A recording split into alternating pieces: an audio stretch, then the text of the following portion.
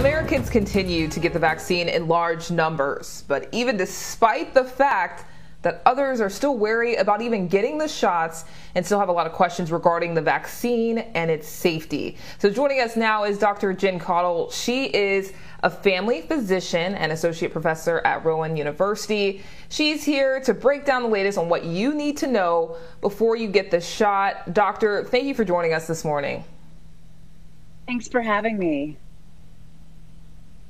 All right, so we have to talk about these reports. So there have been reports of people contracting COVID-19 even after getting vaccinated. Other reports saying people are even dying. So Dr. Caudle, should we be worried about this? Well, so let's first start by talking about the facts. First of all, after the first dose of COVID, the COVID vaccine, you're not fully protected. We do know it's still possible, actually, to contract COVID-19 because you don't have full protection. So is that something that can happen? Absolutely. It doesn't seem like we're seeing a lot of that, but it's certainly possible, which is a really important point to underscore the importance of getting both vaccines and also continuing to do our social distancing and mitigation measures in between. That is wearing our mask, social distancing, not going around others, not in our bubble, hand washing and things of that nature. So that's really important for people to know. You also mentioned the reports of deaths after the COVID vaccine. Now, I know that is it's alarming for a lot of people, and rightfully so. First thing I should say is that these deaths are being investigated, and that is exactly what should happen. On the other side, the vaccine makers and the CDC, et cetera, are evaluating the vaccines. Those two things have to happen no matter what. But what I do need to say is something that we say in science a lot, which is that correlation does not equal causation. And I know people are probably wondering what I mean by that. What I mean is, as we consider these types of situations, we have to remember that just because two things happened in time near one another does not necessarily mean one caused the other. Okay. And that's something we have to understand. Now, that's where the investigations come in. We have to certainly learn more. But we have to remember that. We also have to remember that these vaccines have been studied on tens of thousands of people and have been deemed safe and effective. That's very important. And we also know sort of the devastation of the COVID pandemic that we are in. So while the reports of deaths after the COVID vaccine is very scary, we have to remember that investigations are ongoing, very important. But even more so, just because two events happen next to one another doesn't mean one caused the other. And we have to weigh the risks and the benefits. And so I'm recommending the vaccine. I got both doses of the Moderna vaccine. My parents are going to get the second dose of their Pfizer vaccine this weekend, actually. I'm recommending it to my patients, to my family, et cetera. I do believe it's very important.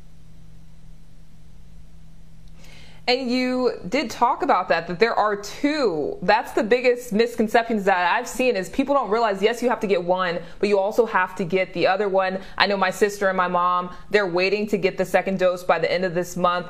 But for those who don't understand the process of getting the vaccine, can you explain that and any more misconceptions that you're seeing right now? Sure. First of all, we do know that there is an issue in this country with access to the vaccine. That is something that's very real. It does seem, as the administration is working on increasing access, that every single day it seems that more and more people are getting vaccinated, which is wonderful. As a family physician, it is still painful for me and my colleagues to see our patients and people we know and love want to get the vaccine and feel like they're not able to. That is something that has to certainly be improved upon. However, what I would say is that on the flip side, as you mentioned, there are a number of sort of myths that are running around on social media that it's really important that we debunk. Myths such as, the vaccine will change your DNA. These are mRNA vaccines, and there's myths running around that somehow it will change your DNA. That is false. There are other myths saying that the COVID vaccine will cause one to become sterile or infertile. That is false as well. Other myths about the vaccine. This is not a live virus vaccine. There's a lot running around on social media, and I would really, really encourage people to be very careful about the sources of information that they are consuming, and really to go to a trusted medical provider or a trusted source to find out what's fact from fiction. That is very, very important. But, as I said before, I do believe that getting this vaccine is one of the most important tools that we have in our toolkit for battling this pandemic that we are in. It is absolutely crucial. And we do want people to get this vaccine. And just lastly here, doctor, what are some resources that people can go to? What are some that you suggest to people out there who just don't really know about this vaccine? They want to learn more information. They want the facts. Like you said, people have to know the facts. That's right. I'm so glad that you asked that, actually. I would say the best and number one source is cdc.gov. And the reason why I say that is because they literally have comprehensive information from when you need to quarantine, testing information, and not just the vaccine, but even commonly asked questions about the vaccine. Who can get the vaccine? Who cannot get the vaccine? All that kind of stuff is at cdc.gov. I also say that the good thing about, there's been a lot of sort of, I think, positives that have come out of this pandemic, as tragic as it is. One of those is that we're hearing a lot more from our medical providers, Dr. Fauci and so many other physicians out there. Find a physician that you trust. I'm actually doing social media videos on my Facebook page, Instagram, and YouTube at Dr. Jen Caudle, providing information daily on the COVID vaccine.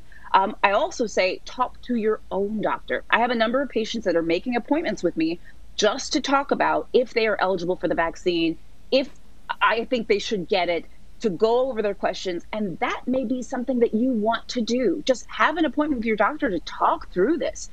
Those are some places I definitely would go. cdc.gov is a really excellent source.